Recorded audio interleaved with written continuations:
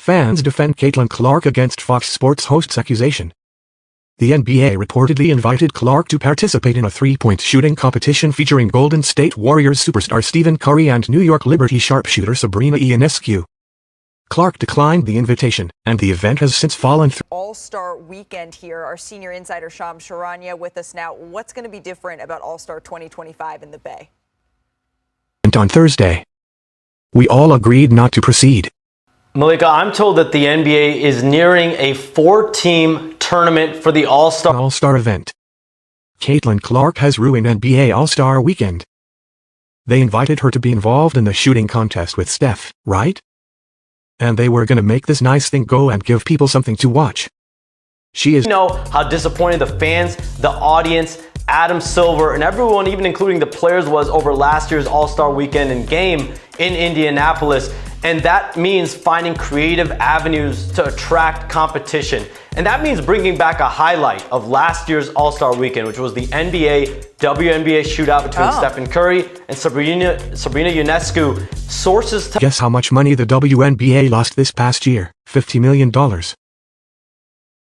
Even with Caitlin Clark and her numbers, the least she could have done was done a solid for her brothers in the NBA. I mean, that would absolutely be must-see TV if those sharpshooters go head-to-head. And to your point, Shams, the All-Star game, there was a combined 397 points scored last year. So I'm not watching 1 minute. Because of Caitlin Clark. Fans are rushing to Clark's defense after this accusation from Parker. Yeah, let's put the blame on the biggest WNBA star there is for ruining an already ruined and down bad event named All-Star Weekend, one wrote. Clark did not ruin NBA All-Star Weekend. It was ruined when there was nothing to fight for. There's zero reason to be competitive. The dunk contest is the worst thing I've ever witnessed and the All-Star game is unbearable to watch, another said. Caitlin Clark's provocation of Angel Reese through a Nike advertising campaign in Chicago. Caitlin Clark marketing phenomenon has officially made its mark in Chicago, stirring up the already intense rivalry between Clark and Angel Reese.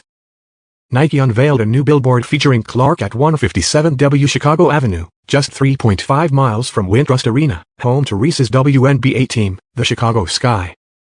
The placement of the billboard in Reese's city has generated significant buzz, especially given the contentious history between the two basketball stars.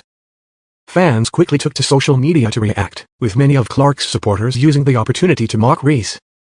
The tension between their fan bases has only escalated since both players entered the WNBA. Their professional matchups have been marked by physical play and controversy. During their first meeting on June 1st, Reese hit Clark on the head while attempting to block a shot. In their final game of the season on August 30th, Diamond DeShields, one of Reese's teammates, faced backlash after a physical play that sent Clark to the floor. DeShields later shared screenshots of hateful comments she received online, highlighting the intensity of the rivalry's fan-driven drama.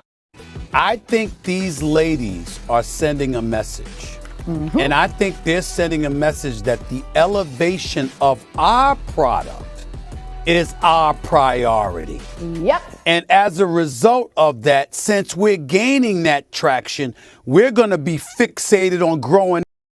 Do you think Caitlin Clark's decision to skip the three-point contest with Steph Curry was a mistake? Yes, it robbed fans of a dream matchup. No, she should prioritize her WNBA debut. It's her choice, and we should respect it. Not sure.